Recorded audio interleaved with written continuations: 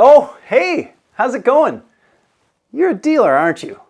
And you're probably trying to figure out how to make the best use of video at your location.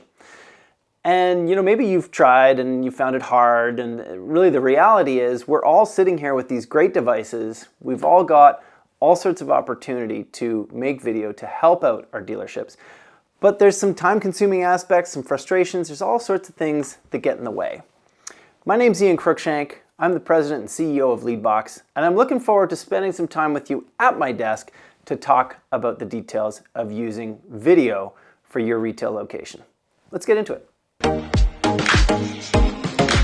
So to start with, let's get rid of a few myths that surround video, producing video, running video, the whole bit. Myth number one, they need to be perfect. The reality is they really don't need to be perfect. You'll see throughout this video that I'm gonna fumble on some words, I'm gonna mess things up, and we're just gonna keep rolling. Because after all, we're human. You wanna have some kind of rehearsal and understand what your intention is for that video, working through whether it's a walk around or some other sort of explainer about what's going on at your store, but they don't need to be primo. No one here is gonna mistake you or me for George. See, told you, no one's gonna think you're George Clooney. They're gonna be thinking, oh, that looks like my buddy down the street at the store. Perfect, good enough, right? You just need to know what it is that you're gonna be saying. You gotta have someone that feels more or less comfortable in front of a camera. Kids are gonna look for the Riz these days, and maybe you got some, maybe you don't. Not such a big deal if you can properly articulate the points that you're trying to make. The most important thing, just be genuine, be authentic, be yourself. Use colloquialisms that you would normally use in your day-to-day. I say badass a fair bit. It's okay to use that sort of stuff too, because you're just trying to be real and attract the folks that you would attract in a typical day-to-day conversation. All right, myth number two, you gotta have the best equipment. Realistically, you probably don't. You'd be impressed to see the camera shots that come from a typical iPhone or maybe a more recent device that's coming out on the market these days. Compared to the great HD cameras that you're going to work with, they're pretty dang impressive. So if you've got a recent phone, you're doing fine. If it captures some HDR 120 frames per second slow-mo, has an f1.78 aperture. Okay, my producer tells me that this is the cool stuff that you need to think about. Realistically, grab your phone, start shooting. You want to have some pretty good lighting, but the cool thing is these days with the phones, they can make up for a lot of that stuff. So whatever device you got, just shoot. Don't worry. Myth number three, you got to have the complicated editing software. You got to have all the cool stuff so that you can hit the buttons and edit and sync it just right.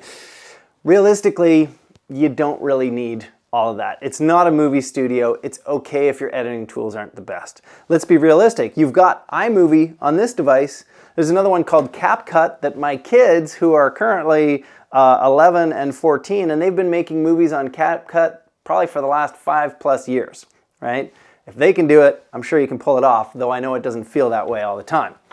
There's more advanced stuff that you can work with, like Adobe Premiere, Final Cut Pro, but most of the time, those are really overkill. Like, how much do you really need to do with your videos?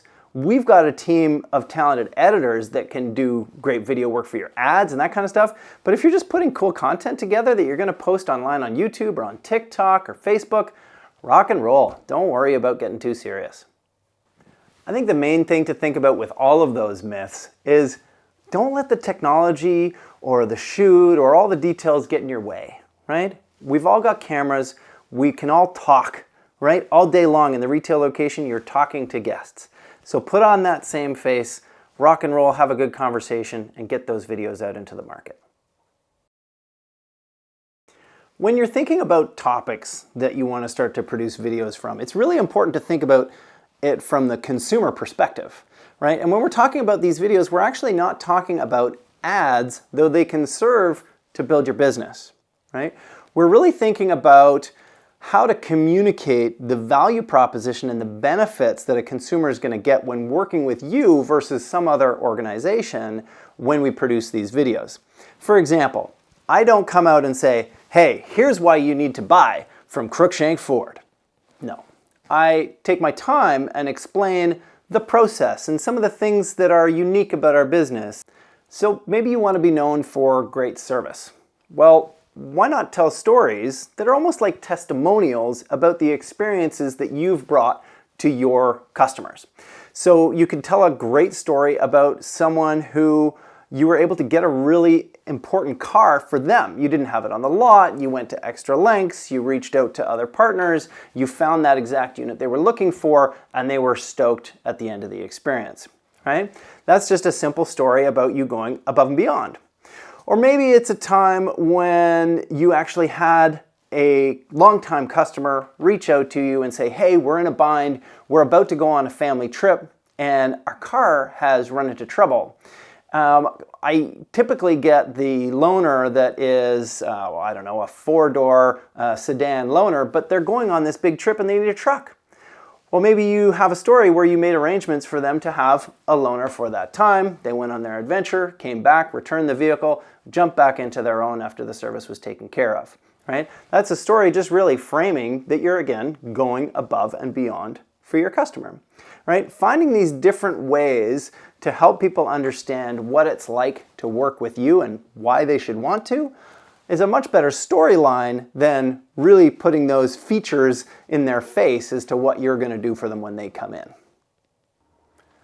So we all have a ton of knowledge about the vehicles that we sell, right? Much like in our organization, we have a ton of knowledge about the things that we do to help our dealer partners win.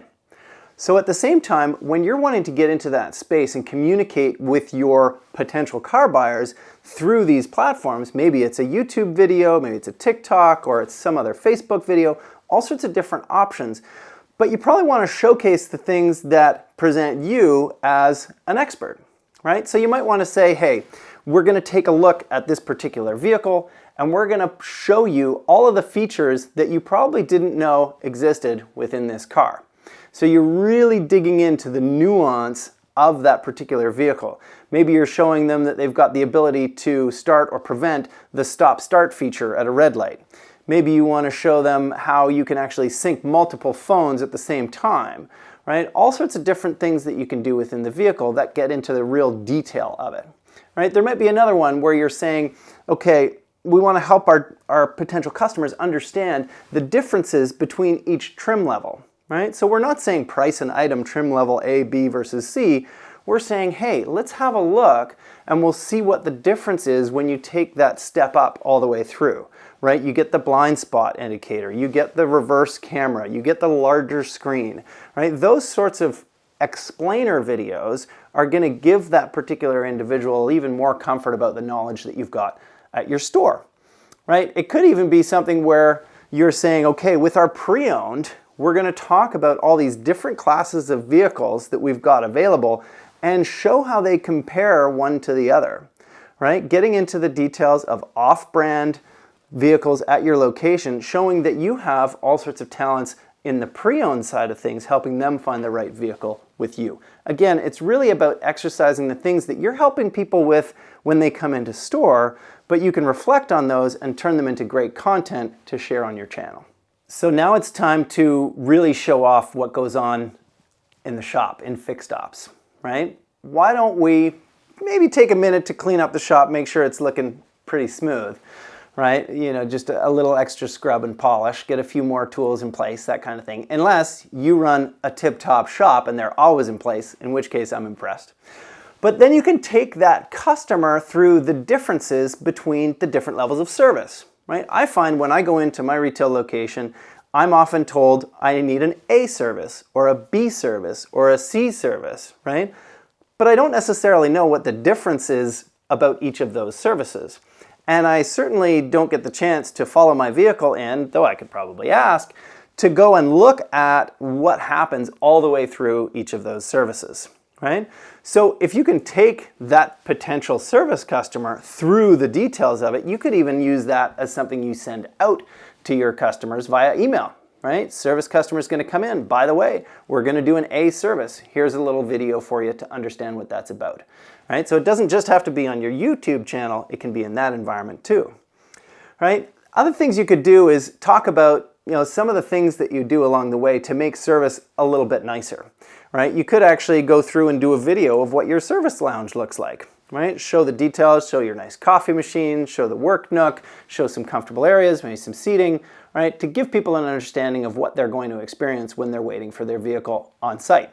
You could review some of the demo vehicles, the opportunities that they're going to have if they drop their car and they get the service loaner. Always put them in a vehicle a little bit nicer to try to hook them. Why not?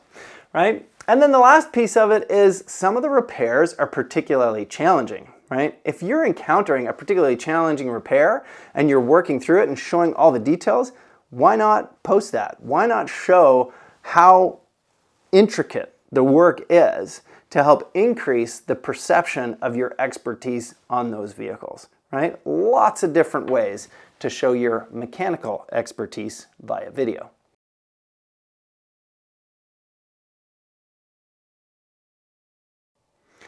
All right, so when it comes to different platforms, you really want to consider what is that consumer looking for in the platform that they're going to. Imagine for a second you're flipping through short videos on TikTok and someone drops in a 13-minute video.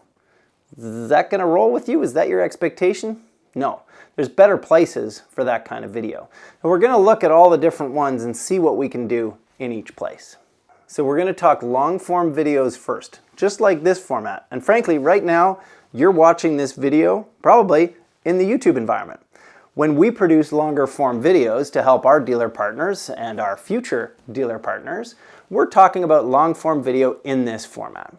One thing you really want to make sure of is this format is particularly conducive to 16:9 aspect ratio.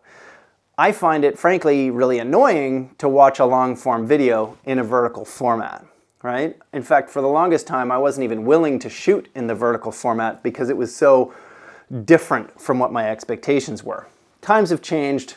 We don't all accept change right away, but we push through. So you want to keep that landscape format. You also want to think that, these videos are really designed for research and or entertainment, right? We sometimes talk about one of my favorite words that a fellow named David Kane told me about, which is entertainment, right? We want to have some fun while giving people some information, right? Or training some folks. So you want to be able to do that kind of world within those long form videos. And that's what people are expecting in that YouTube environment. You've probably been there for many DIY solutions, right? Once a year when you're putting on the bow tie, you're doing the DIY video, right? Any other thing like that falls into that format. When we're getting into these long form videos, you can go deeper. You can explain more deeply what the value proposition is that you're communicating. So like we said before, when you're talking about improving the vehicle mechanically and you're going through the details of what it takes to do this repair, that's not something that you're going to do in a short when people are snacking on information, right? That's long form, right? Typically, the way that we discover information within YouTube as well is by putting in that search. It's actually a requested medium so often, particularly in long form. People are going to that environment to find details about what they're interested in. So you may be in a spot where you've got, let's say you're working at a Honda location and you're putting in all sorts of videos about the different features and that sort of thing of the different vehicles, and a consumer is coming along saying, I want to get the new CR-V. I'm just trying to decide between the hybrid and the gas model. Okay, so there's a great video that, wouldn't it be great if yours was the one to come up when they started searching, right? So building out those reasons, giving them more of the details. The other nice thing about long form video is those consumers are typically in that lean in mode. They're a little further down the funnel. They're doing their research now. It's not that idea of being distracted and coming across a new video like you maybe would in a short form video. Lastly, long form videos are viewed on all sorts of devices, right? You might see a long form video on this screen. You might see a long form video on your tablet, on your desktop. But even more and more, people are watching long form videos, of course, on their TV screen, right? They're kicking back, watching all sorts of information and getting it right through their large screen TV. So you want to consider those kinds of things when you're producing content for those environments. All right, short form videos. I got to be honest, short form videos, the most magical time waster on the planet? How many times have you been sitting there scrolling through short form and thought, that was 30 minutes? That was an hour? Like, what's happened? This is crazy. And of course, we're watching out for that with our kids and for their consumption. But the reality is, this short form type of content is a wonderful way to attract and divert people's attention towards your business, right? So there's a few different things you want to think about with this. So these videos are appearing through the feed, right? They do need to be short. They do need to be about, let's say 45 seconds long. You don't want to overdo it. You don't want to spend too much time with them because they want to be on to the next one. So punchy, higher energy, that sort of stuff. When I think about a great example from a retail location, there is a mini retailer in Calgary who's doing wonderfully. I've watched most of their stuff within Instagram over the years, but worth checking out, and we'll put the link in down below to their Instagram feed. But these videos are typically served based on an algorithm, right? You're not searching for, oh, I want videos on X or Y. You may initially, but these systems, particularly TikTok, get to the point where they really understand what your interests are and start to serve you videos relative to your interests. Dangerous things to get going down the rabbit hole, because all of a sudden when you open your device, for me, I'm seeing mountain biking, I'm seeing surfing, I'm seeing all sorts of stuff that I just love to spend time with, right? My boys are seeing gaming, they're seeing, actually one of them is seeing all the fun ways to trick out a Honda or a Nissan or whatever it is. He's loving seeing those sorts of things. But they're going to give you exactly what you're interested in, and we're going to try to interject these little advertorials or these little ads to divert people to other environments, right? So you want to be producing something that's short, quick, to the point, maybe with some humor, right? If you take on some TikTok trends, you might find yourself dancing. That's entirely up to you. I'll leave that there. But many creators are using this form of shorter video, and you may have even come across one of our videos in short form, a little snippet that then encourages you to watch the long form video within YouTube, right? So you could even just pull out great sections of the videos that you're producing and say, you know what, this is that 45-second soundbite that begs the question of seeing more. Right? You could even do something where you're saying, here's a regular problem that our buyers find when they're trying to find a new car. We've got the solution for you. And then you divert them to that full-length YouTube video to watch that, right? So fun ways to attract their attention. But no, again, high energy, lots of motion, right? To be able to get someone stopped in their tracks as they're scrolling through, sadly sometimes death scrolling through the short form video. All right, so now we're getting into the video ads part of things, right? And really up to now, we've talked about the importance of creating great content, either long form or short form, attracting people's attention, making sure to speak to the benefits for that consumer, right? Whether it's service, whether it's sales, whatever the case. Even in the last little while, we've done some great videos relative to the buy-in process, helping to attract more vehicles brought in and sold to some of our dealer partners' locations.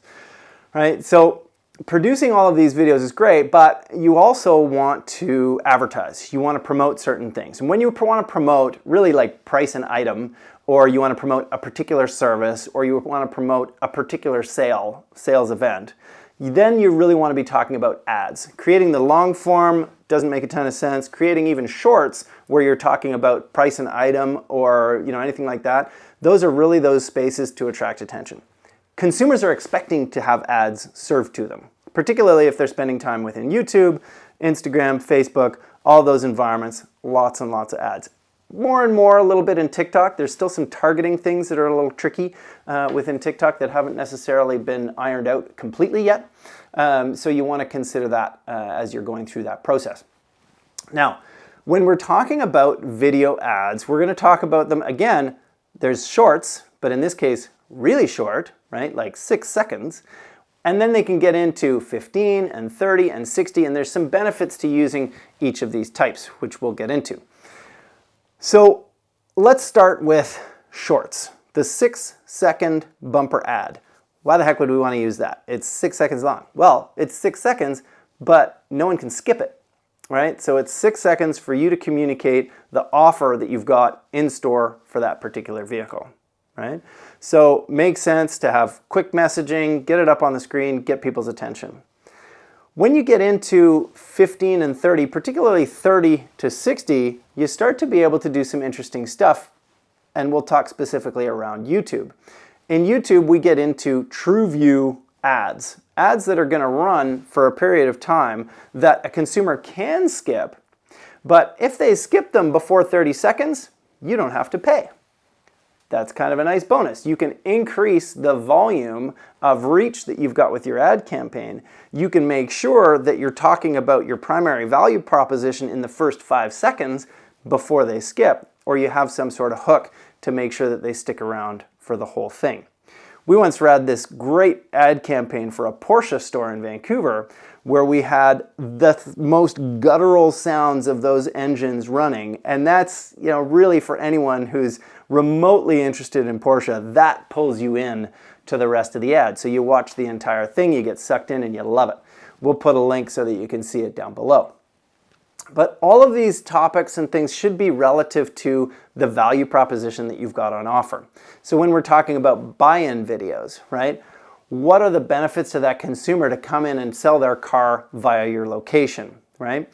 Or maybe it's a function of having these videos where we're going in the ad format and we're talking about them in the form of an email that we're going to send out to those consumers, right? Different ways to use videos to attract their attention. Let's get into a few more details here. One of those is, of course, the meta world, where you've got Instagram and Facebook that you can run great ad content on.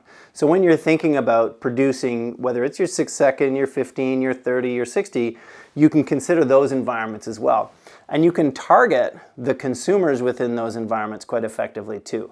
Don't ever hesitate to include that as an important part of what you're trying to do when you're working with your ads provider to make sure that you've got great targeting for those videos. We actually spent some time with a Mercedes retailer not too long ago, actually 2 Mercedes retailer stories, one in the East and one in the West. We'll start in the West. We produced sequential videos, which was a pretty great way to attract and retain the attention of potential buyers in market. And I believe this was for the A-Class vehicle. And the original video was lifestyle focused. So we did a 30-second lifestyle video about that vehicle. Only people who had watched that entire video were then served the video about the technology that was in that vehicle. So it was now all sorts of feature-based information talking about the tech in that car. The third video, which was only shown to the people who had watched the previous 2, was price and item, the offer, getting people to make their decision to come in store. Right? So really impactful to take that time to take someone through the conversation and get them to that punchline. Right? Interesting way to think about it.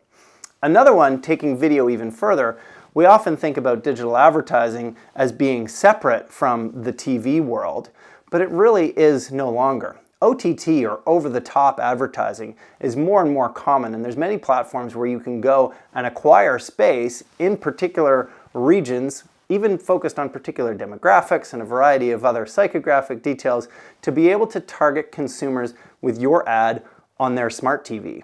Right? So when we're talking about the great commercial that you produce and you're really showing off your cars, this was for a Mercedes retailer in Montreal, showing beautiful vehicles, price and item. They had a wicked sale going on, and they drove a ton of traffic using that OTT method of reaching consumers.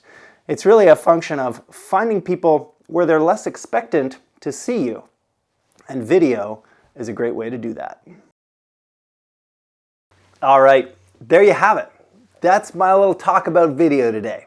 There is so much video content out there, and still so few dealer operations that are taking advantage of that as an opportunity to reach their prospective buyers and service customers. Do take the time to produce a video even this week. Just decide within your organization you're going to start shooting your first videos in service and sales, do a walk around, whatever the case. Get video going, get that content out there. You'll be one of the few and one of the winners. Another thing to keep in mind is if you're digging the information you got through this, please don't hesitate to like or subscribe the video, and I'll look forward to seeing you back here. Again, I thank you. My name's Cruickshank, and thanks for coming to see me at my desk.